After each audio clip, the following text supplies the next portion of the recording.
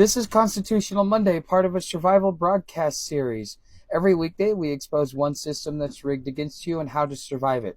Today, we're pulling back the curtain on one of the boldest federal power grabs in modern history. A quiet clause buried inside what they're calling Trump's big, beautiful bill.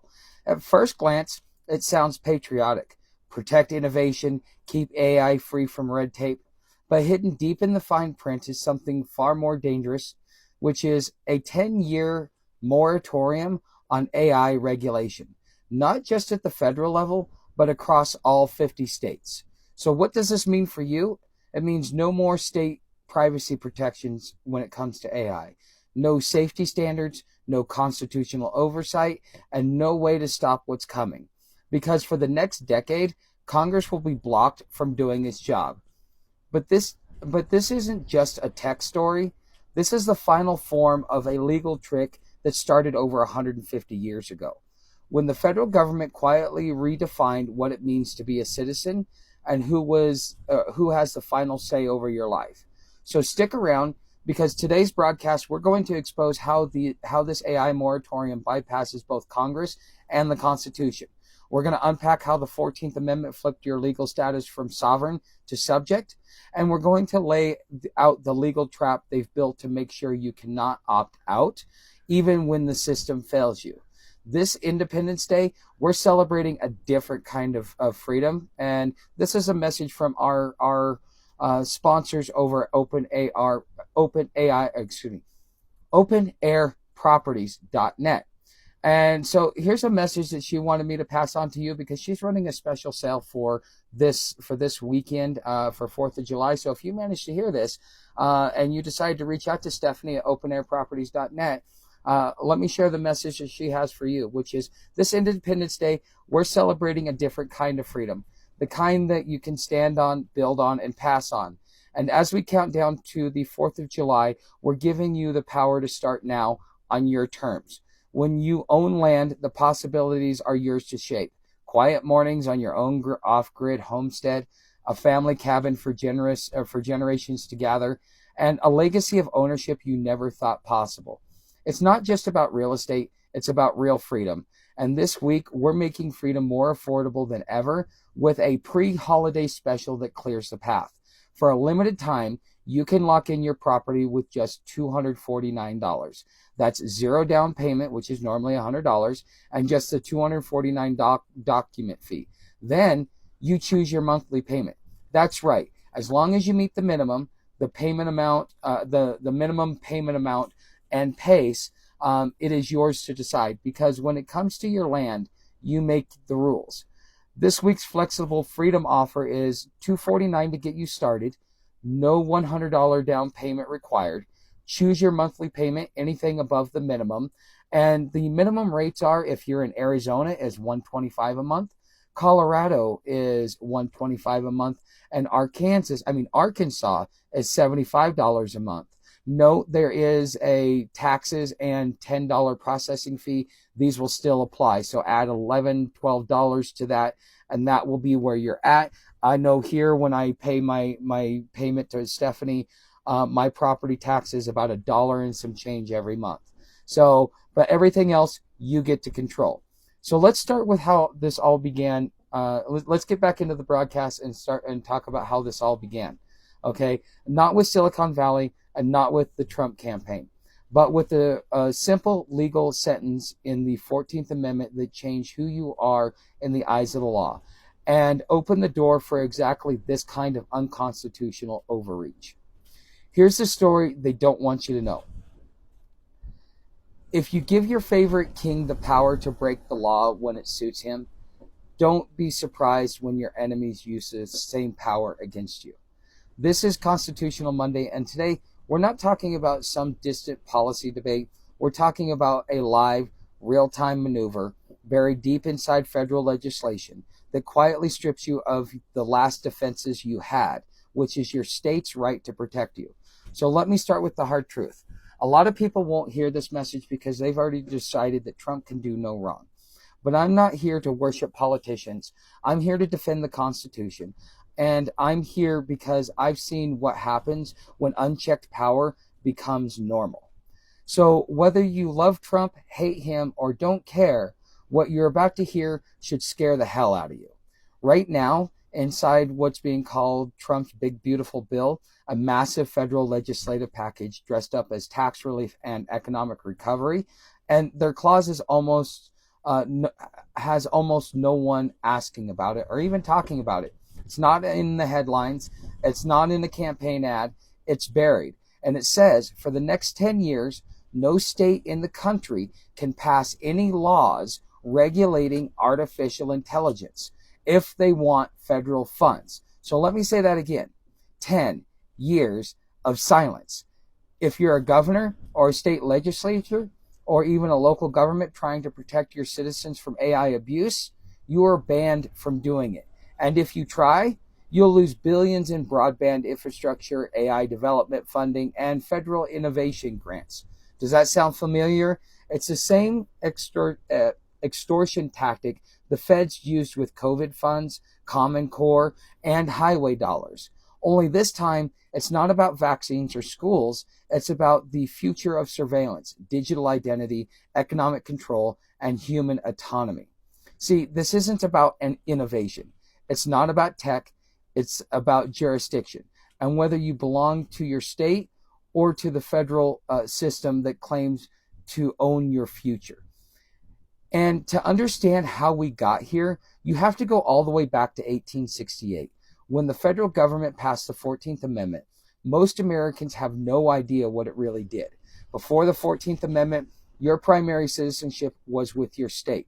The United States was a federation, not an empire. The federal government had limited, enumerated powers, and the states were the ones who handled your legal protections, your rights, and your personhood.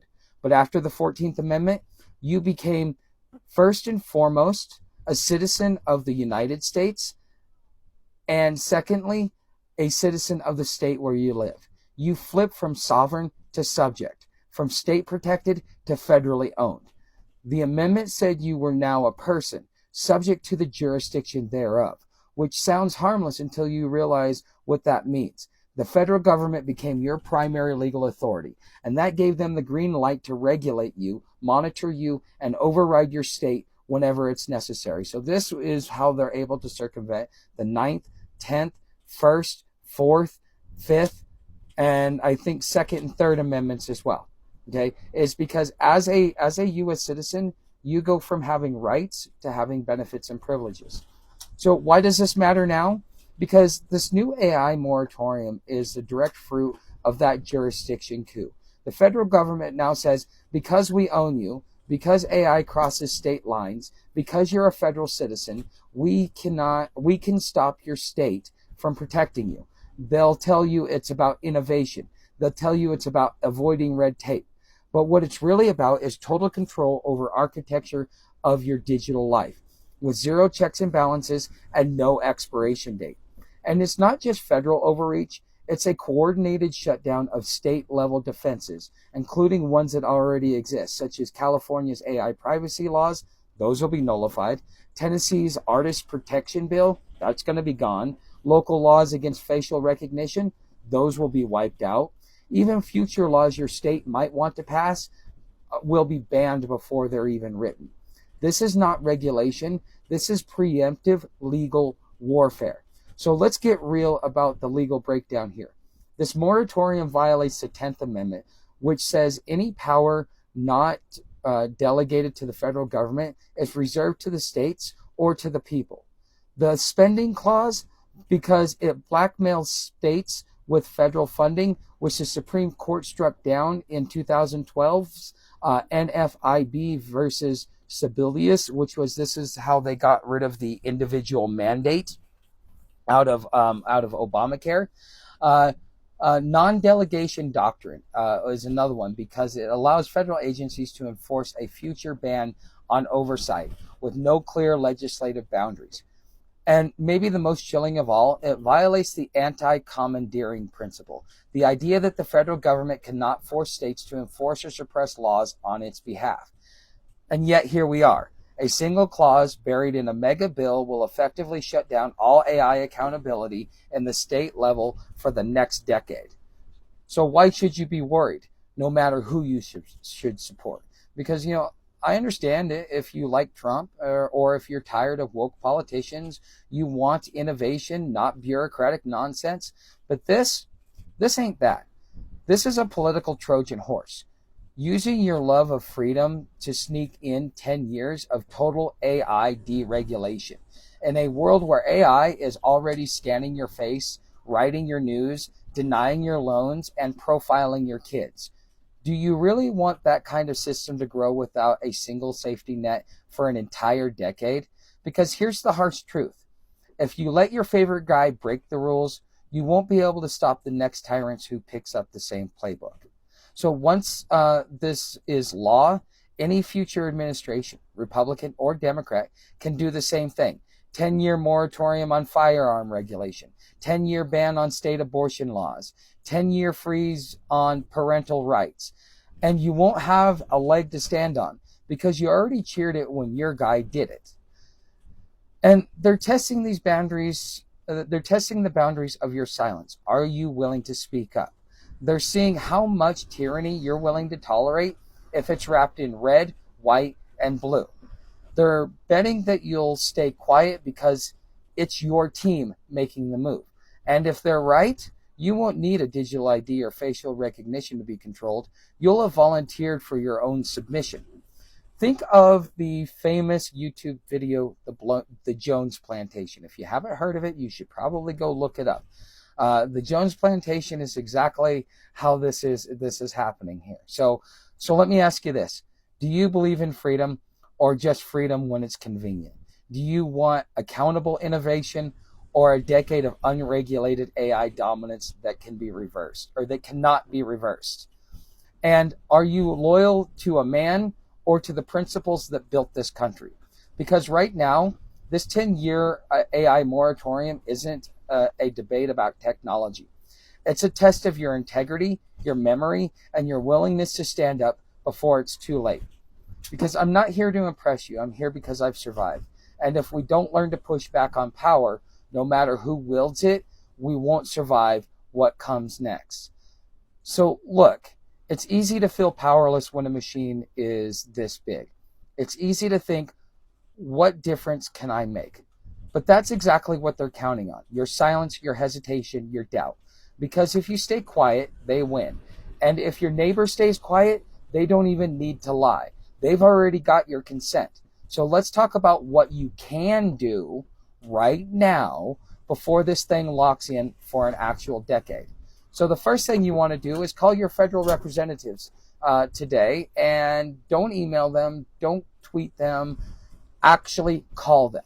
Tell them directly, I do not support any bill that includes a 10-year moratorium on AI regulation.